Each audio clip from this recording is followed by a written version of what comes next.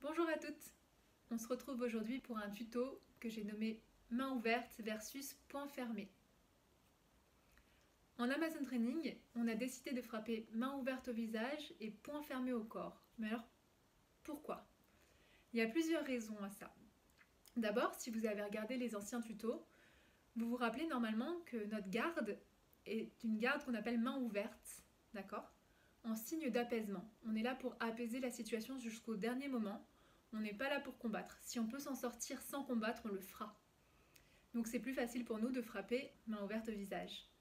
Ensuite, si vous avez les ongles longs et que vous amusez à serrer fortement votre poing, vous allez vous rendre compte que vos ongles vont rentrer dans votre paume et que vous allez pouvoir vous blesser si en plus il y a l'impact du choc.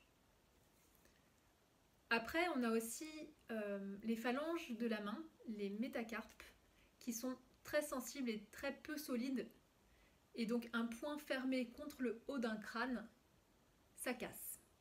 Et on n'aura pas forcément ce problème-ci avec la base de la main, la base de la paume qui se trouve ici.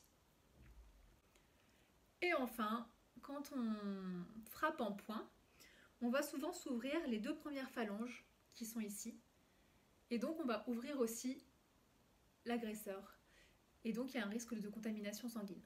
Mais alors pourquoi on fait poing fermé au corps? Au corps, on a besoin d'une frappe un peu plus pénétrante. Parfois il y a les vêtements, les zones sont moins sensibles qu'au visage.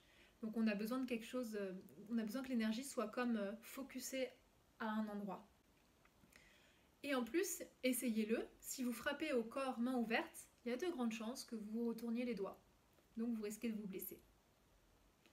Je dois faire une dernière conclusion sur comment fermer son poing pour que ça soit clair pour tout le monde. C'est bien comme ceci.